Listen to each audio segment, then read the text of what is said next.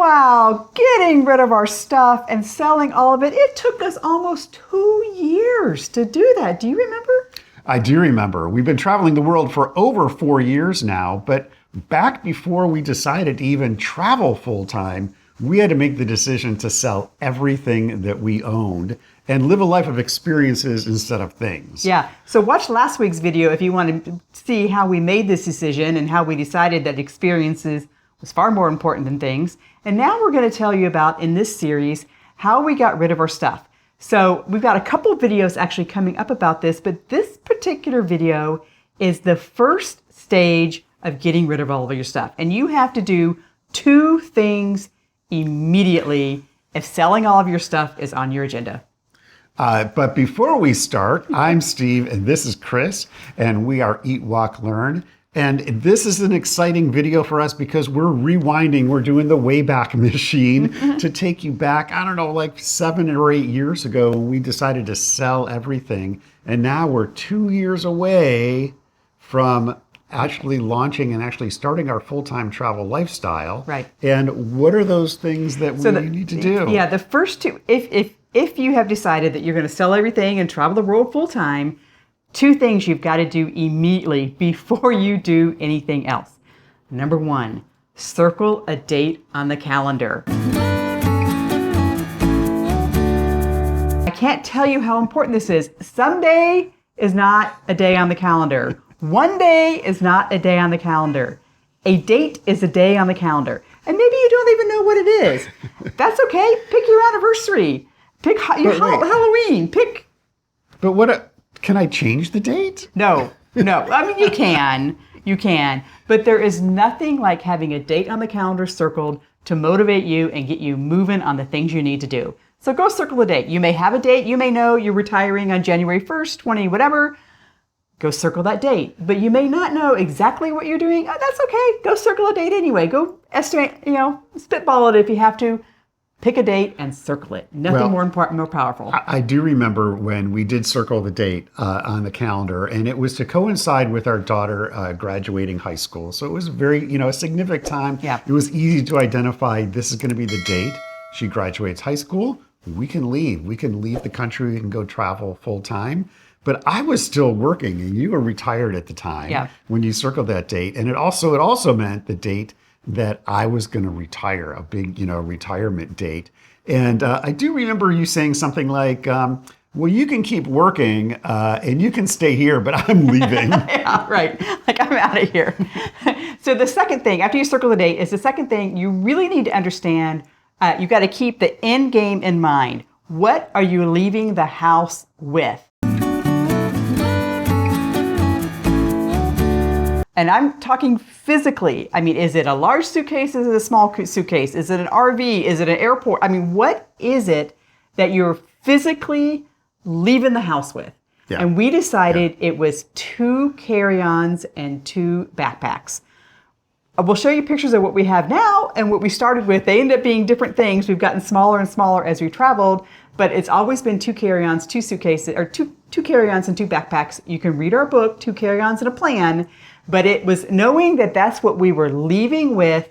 We had to figure out what to get rid of in order to get down to the 2 carry-ons and the 2 backpacks. Yeah, because you think about, what would you take if you were traveling for, let's say a week, and or even less. Yeah. And that's what you're gonna look, and then you look around your house and you look at everything else and you say, okay, that's not going, and that's not going, and that's not going, and that's not going.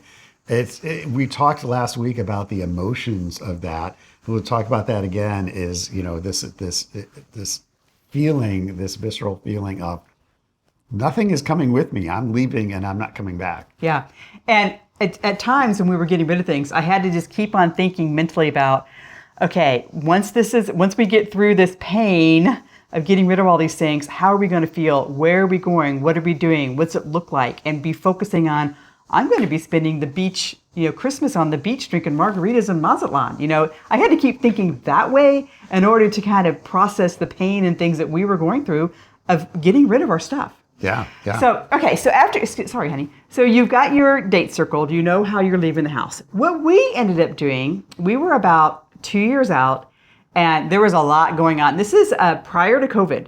So we decided that we were going to get a cabin in the woods up in the mountains of Denver, just north of Denver, or west of Denver. And we turned everything off. I don't think we even used our phones the whole weekend. And we sat down with a legal pad and we just started writing out what our dreams were and our visions were and what our life looked like with all of our stuff, because that also helped us determine what things we needed. Yeah. Right? Yeah. It was really a visioning process. And it really, for me, was about kind of bucket list experiences. I don't like to use bucket list, but it fits and people understand, what I'm talking about. Picture the globe and it's all yours. You can do it all. Yeah, and what are you going to be doing? We've got friends that they ski every place around the world. We've got friends that fish or golf. So understanding what you're going to be doing in your full-time travel life also is going to determine what you need to sell and what you need to keep. We decided that we were going to chase 72 degrees. So what's that mean? We don't need jackets. We don't need ski pants. We don't need or mittens and gloves and warm or cold weather clothing. We need snorkels and bikinis, right? So that helped us determine what we're going to do. So while we're in that cabin, we also, it's kind of funny when we think about it now, we figured out all the places we wanted to go, and we made logistics for what 2 years would look like after we launched. Yeah. Did it look like that? We didn't wind up doing any of what we said we were going to do, but the process was really sound. We decided that we wanted to spend a month at a time in 24 locations. We mapped out 2 years. We were going to start in Costa Rica. We still haven't made it. One day we were in Costa Rica, but what is it was 2 visioning. years of Yeah, visioning and what is 2 years going to look like, and what are the experiences, what are the things that we're going to do? And we shut off all the electronics. It was just us and a legal pad and drawing it out literally and deciding what this lifestyle was going to look like.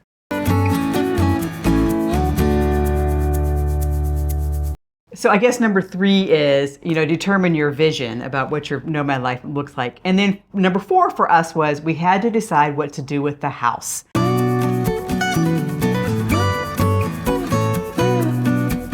We had a beautiful 4-bedroom, 3.5-bath house in Denver. It was great for raising our family in. It was, in the good schools, near downtown, close to the airport, great neighborhood, blah, blah, blah, all the things that, we looked for in a house.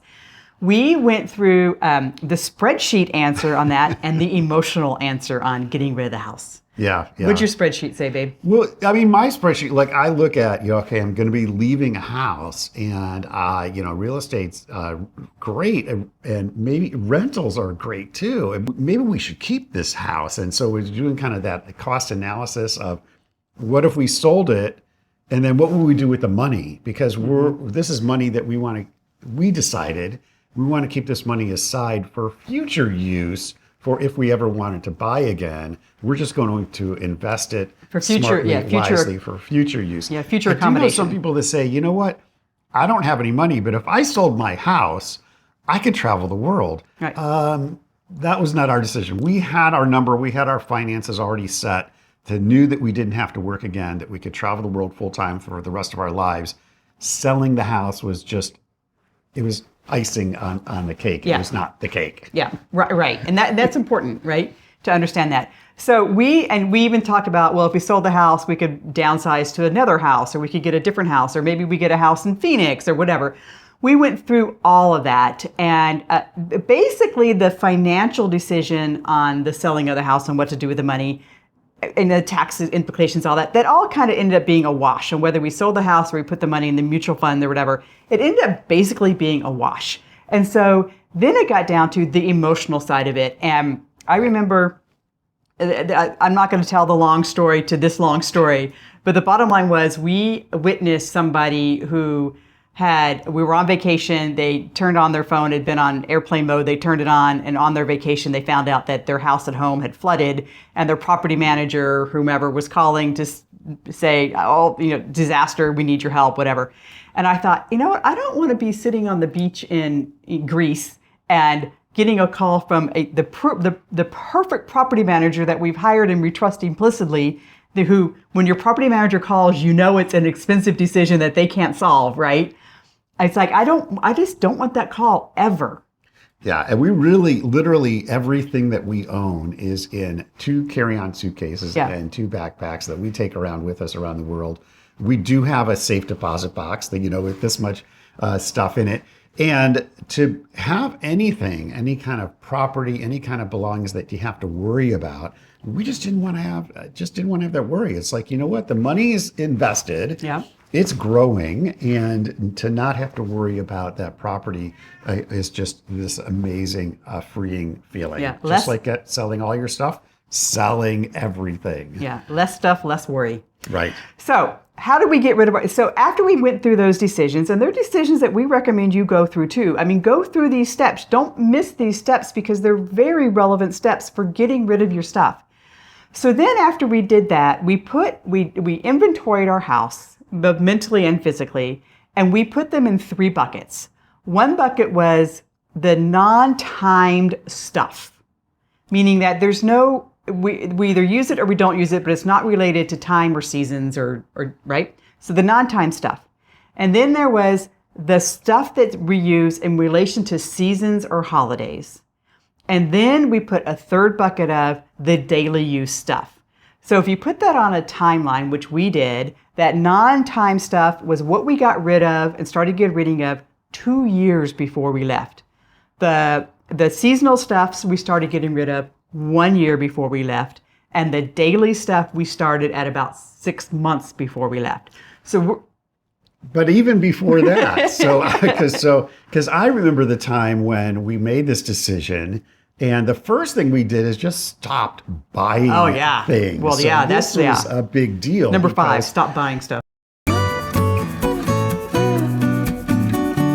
Yeah, because, I wanted to, replace something, or I wanted to get that new chair, or I wanted to get that whatever, the railing fixed on the, and it's like, you know what?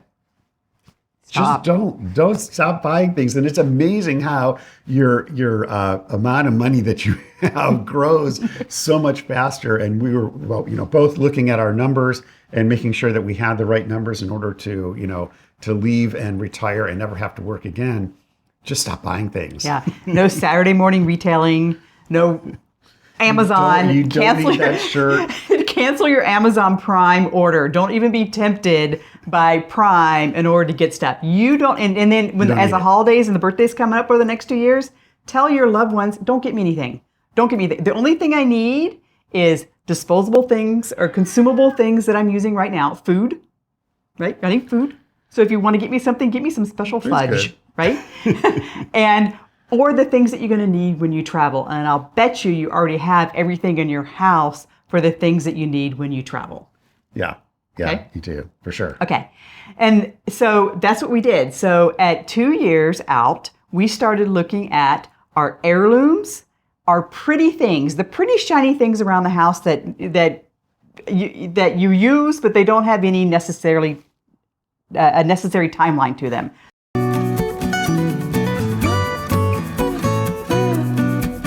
Artwork, heirlooms.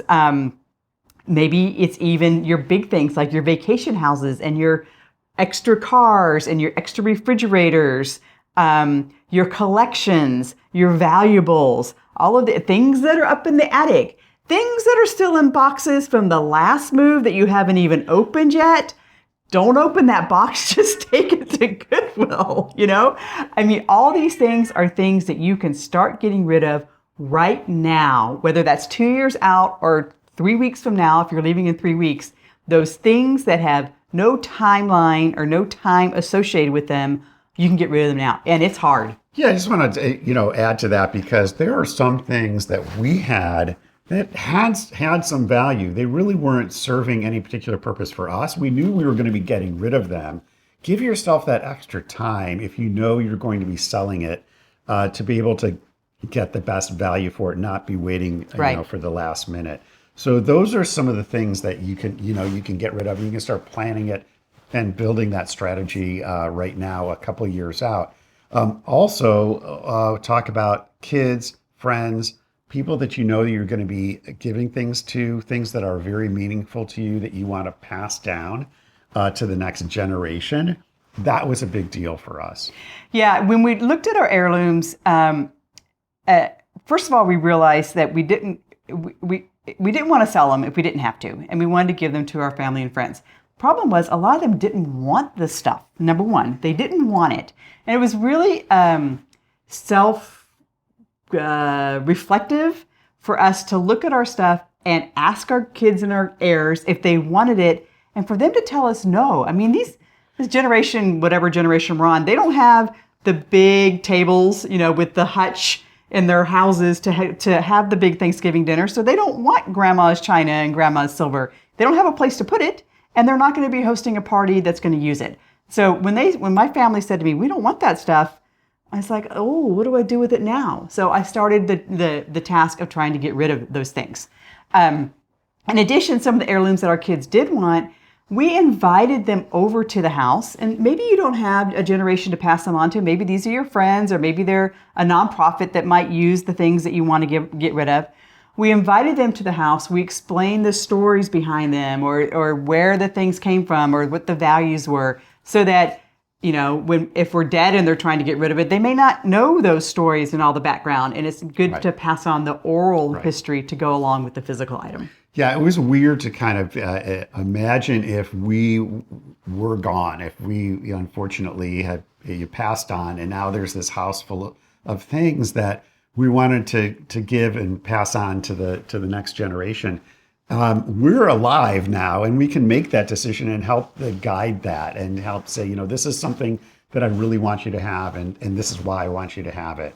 Or a piece of artwork that is going to be really challenging to sell. It's very meaningful, and to be able to give that and have somebody else enjoy it as you would.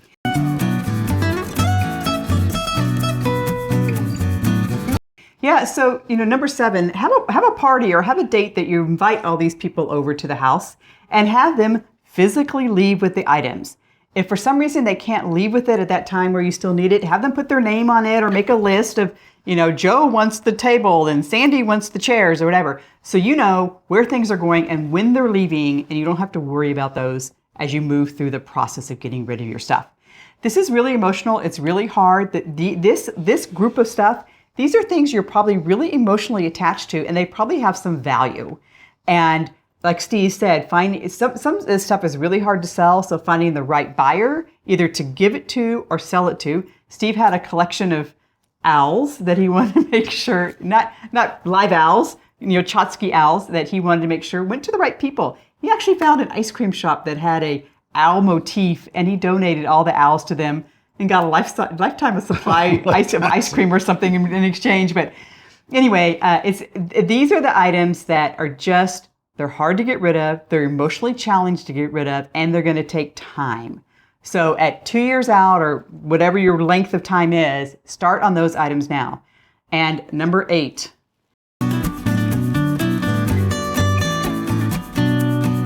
Work on those pictures. Digitizing all of your photos and your family albums takes forever. Yeah, there's a lot of different ways that you can get your photos digitized. You can do it yourself. You can take them someplace, and you may have those same emotions that we had about, these are pictures. This is a picture of my grandfather when he was 7 years old. This is the kinds of pictures that I have, or of my kids when they were born, kind of thing. So you say, I don't want to get rid of these pictures. Well, just imagine if you could digitize them, you could take them with you, you could have them with you on your trip, on your travels, and you can always reprint them if you wanted to. It's not like you will never have a physical picture again. If you get it done right and you get them digitized correctly, you can always get them reprinted. They're not gone. And the feeling of being able to take those pictures with you and know that you have them for the rest of your life is a great feeling. Including the CDs that you have and the VHS tapes that you have, all of those, get them digitized and the CDs are digitized, but put them up into the cloud. Once they're in the cloud, you don't have to worry about the format, and it's an infinite format you'll be able to always access. So, okay, that's how to get rid of the shiny, emotionally attached, artsy, heirloom things in your house. Next week, we're going to talk about the seasonal and holiday stuff and give you actual really details about where you can give some things to and how to get rid of those. Stay with us. Actually, we're going to do 1 year to the leaving day on our next video and really help you get through the things. Remember, virtual hug to you. We're holding your hand. We're cheering you on. Let us know what you're having a challenge with getting rid of. If you need some suggestions on how to get rid of things, we probably had to solve that problem. So let us know. We're here to help you. We'll see you next week.